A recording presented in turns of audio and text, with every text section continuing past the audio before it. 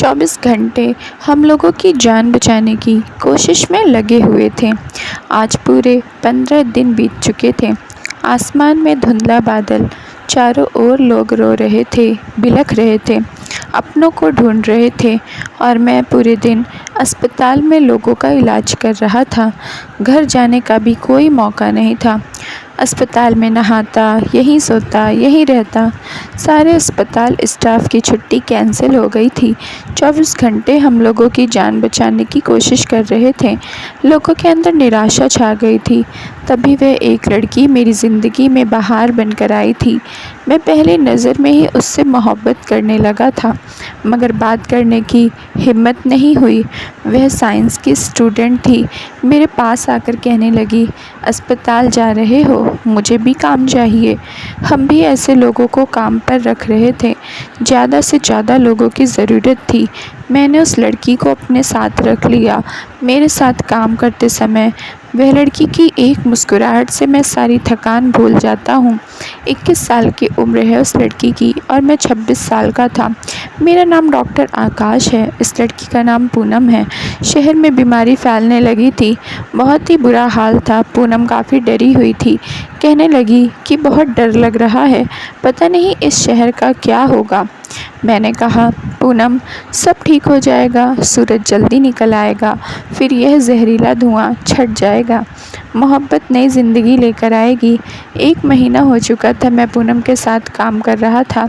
काम के दौरान जब भी उसके करीब जाता तो आग लग जाती। मेरे अंदर बस पूनम ही पूनम घूमने लगी थी। शहर का हाल अभी बहुत बुरा था।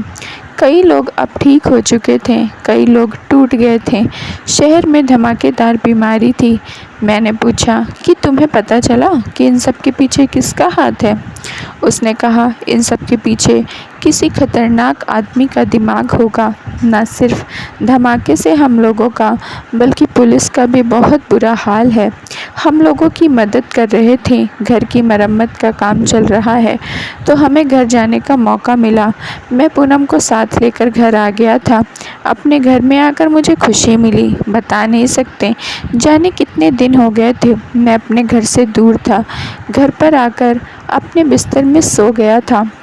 काम करते करते मैं थक गया तो मुझे पता था मुझे सुकून किस चीज़ से मिल सकता है।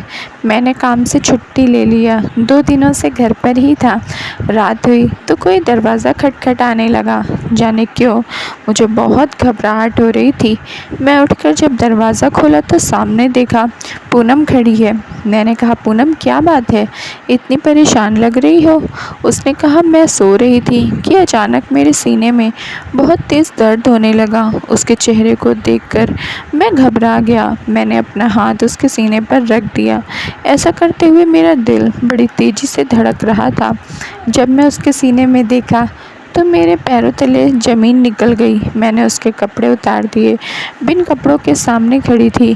उसे इस हालत में देखकर कोई भी मर्द खुद पर से काबू खो देगा। सामने का नज़ारा देखकर मेरी चीखें निकल गई।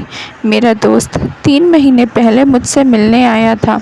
तब सब कुछ ठीक था। मुझे मजाक में कहने लगा, क्या बात है, लड़की सामने वाले मकान में किराए पर आई है, चल मैं उसे देखता हूँ, उसका नाम पूनम है।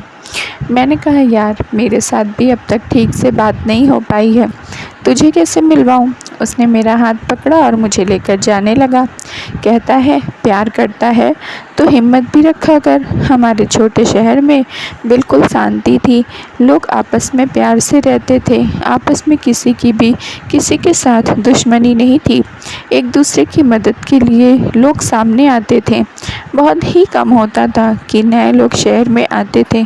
शायद बहुत दिनों बाद पूनम यहाँ आई थी, इसलिए मुझे एक नया चेहरा देखने को मिला था और उसे मन ही मन चाहने लगा था। विजय मुझे लेकर उसके घर पहुँचा और कहने लगा, मैं इंस्पेक्टर विजय हूँ, आपसे मिलने आया हूँ, क्या मैं अंदर आ सकता हूँ? उसकी बात सुनकर हम हैरान हो गए। वह कहने लगी, जी नहीं, क्योंकि मैं घर पर अकेली हूँ। तभी विजय बोला, हमारे शहर में कोई भी किसी के घर पर आ जा सकता है। हमने नोटिस किया कि उसके घर से किसी चीज़ की बदबू आ रही है। आपके घर में किसी चीज़ की बदबू आ रही है? सब ठीक तो है? यह सुनते ही पूनम बोली, जी, मैं घर पर कुछ एक्सपेरिमेंट कर रही थी। मैं इस शहर में पढ़ाई करने के लिए आई हूँ। मैं और विजय एक दूसरे का मुंह देखने लग गए। इस लड़की ने तो हमें अपने घर के अंदर तक आने नहीं दिया था। विजय ने कहा, लड़की ठीक नहीं लग रही है। मैंने कहा, अकेली थी तो वह हमारे ऊपर कैसे भरोसा कर सकती है, इसलिए शायद घर पर आने से मना किया। पर विजय के चेहरे पर भाव कुछ और ही था। मैं और विजय अक्सर ही आपस में मिल लिया करते थे। दोनों बचपन के दोस्त थे। मैं डॉक्टर बन गया था और वह पुलिस बन गया था, और इससे हमारी दोस्ती में कोई फ़र्क नहीं पड़ा था, और हम अपने अपने तरीके से शहर की सेवा करते थे। मैं आते जाते पूनम को रोज़ देखता हूँ। वह अपने घर से ज़्यादा नहीं निकलती थी। दूसरे लोगों से उसे कुछ मतलब भी नहीं था। यहाँ के लोगों से बिल्कुल उल्टा उसका नेचर था। वक्त ऐसे ही चलता गया और उस वक्त पता ही नहीं था कि शहर किस खतरे में पड़ने वाला है। उसके बाद लोग बीमारी से मरने लगे थे। ये किसी तरीके का हमला था, यह किसी तरीके का एक्सपेरिमेंट, हमें समझ में नहीं आया था। इस 1 महीने के दौरान मैं अस्पताल में लोगों की सेवा करता रहा। विजय उन लोगों का पता लगाने में जुटा था। पुलिस को ऐसा लगने लगा था कि शहर में ही किसी का हाथ है। किसी तरीके का एक्सपेरिमेंट चलाया गया था, किसी तरीके की टेस्टिंग की गई थी। विजय और मैं इस दौरान एक दूसरे के कांटेक्ट में थे। हम हर हाल में बस उनसे इंसान तक पहुंचना चाहते थे। और जब आज मैं पूनम के सीने में छुपी हुई चीज़ देखा तो मेरे पैरों तलों से ज़मीन निकल गई। मैं विजय को तुरंत फ़ोन किया, हमें तेरी मदद की ज़रूरत है, यहाँ पर आ जाओ।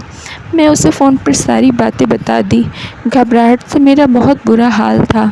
पूनम मेरे सामने बिना कपड़ों के करीब, उसकी आंखों में मुझे एक अजीब सा नशा नज़र आ रहा था। विजय कुछ ही देर में पुलिस वाहन में पहुंचा, और जब आज मैं पूनम के सीने में छुपी हुई चीज़ देखी तो मेरे पैरों तले से ज़मीन निकल गई। मैं विजय को तुरंत फ़ोन किया, हमें तेरी मदद की ज़रूरत है, यहाँ पर आ जाओ। मैं उसे फ़ोन पर सारी बातें बता दी। घबराहट से मेरा बहुत बुरा हाल था। पूनम मेरे सामने बिन कपड़ों के करीब, उसकी आंखों में एक अजीब सा नशा नज़र आ रहा था। कुछ ही देर में पुलिस वाहन में विजय पहुंचा, और पूनम के सीने में कुछ ऐसी चीज़ लगी हुई थी, पर मुझे नहीं लगा कि इससे बीमारी फैल सकती है। पुलिस ने पूनम के शरीर से वह चीज़ हटा दिया और उसे लैब टेस्ट के लिए भेज दिया था। विजय ने मेरे कानों में कुछ कहा और पुलिस घर से निकल चुकी थी। पूनम अभी इस हाल में खड़ी थी। मेरे पास आकर कहने लगी, तुम्हारा बहुत बहुत शुक्रिया, और मैं तुम्हारे पास मदद के लिए पहुंच गई। मुझे ध्यान आ गया था कि तुम्हारा दोस्त पुलिस में है, मेरी मदद कर सकता है। मैंने कहा, बिना देखे तुम्हें खतरे का अंदाज़ा कैसे हुआ? उसने कहा, शहर में जो कुछ भी हो रहा था मेरे दिल में बहुत डर लगता था, इसलिए मैं तुम्हारे पास आई थी। मुझे नहीं पता था कि मेरे सीने में क्या चीज़ पड़ी हुई है। उस हाल में नशीली आँखों से मेरी तरफ देख रही थी। मैं उसे अपने करीब खींच लिया, कहा, चलो बाथरूम में। मैं तुम्हें वहाँ उसे शावर के नीचे ले आया और उसके पूरे कपड़े उतारते हुए बिन कपड़े मेरे सामने कर दिया। मैं उससे नहला रहा था तो उस हाल में मैं मदहोश होने लगा, जो मेरे से बिल्कुल चिपक गई और कहने लगी, मुझे प्यार करो। मैं तुमसे प्यार करने लगी हूँ। तुमसे अपनी बाहों में भरकर मसलने लगा। तो फिर उसे अपने कमरे में लेकर आया, उसे प्यार करने लगा। तभी विजय पूनम के पास पहुंच गया और उसके गाल में एक खींच के तमाचा मारा। पूनम और मैं सोचने लगे कि हुआ क्या, तभी पीछे से वहाँ डरी सहमी मेरे सामने के हाथों में आपका लगा दिया। बिना समझने बनाए मेरी तरफ देख रही थी, पर मैं उसकी मदद नहीं कर सकता था। उसके घर की तलाशी चली गई। शहर में पिछले 1 महीने पहले जो हादसा हुआ था उसमें तुम्हारा ही हाथ है। तुम्हारे घर में हमें कई सारी ऐसी चीज़ें मिल चुकी हैं। सब कुछ टेस्ट के लिए भेज दिया है। पुलिस पूनम को लेकर जा चुकी थी। मुझे उसके लिए बहुत बुरा लग रहा था। पर पुलिस उसके खिलाफ सबूत इकट्ठे कर रही थी। इन सब के पीछे उसी का हाथ था। उसी ने शहर में वह बीमारियां फैलाई हुई थीं।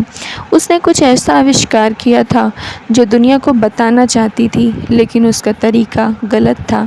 उसका बाप एक गरीब आदमी था और माँ एक लालची औरत थी। इस दुनिया से पूनम को नफरत थी।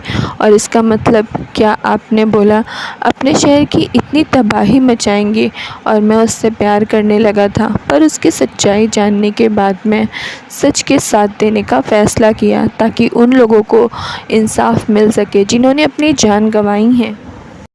थैंक यू फ्रेंड्स, उम्मीद करती हूँ आप लोगों को स्टोरी पसंद आई होगी। तो प्लीज़ जल्दी से लाइक कर दीजिए, चैनल पर नए हैं तो सब्सक्राइब कर लीजिए और अपनी राय हमें कमेंट बॉक्स में ज़रूर दीजिए। बाय, मिलते हैं नेक्स्ट मज़ेदार सस्पेंसिव स्टोरी में।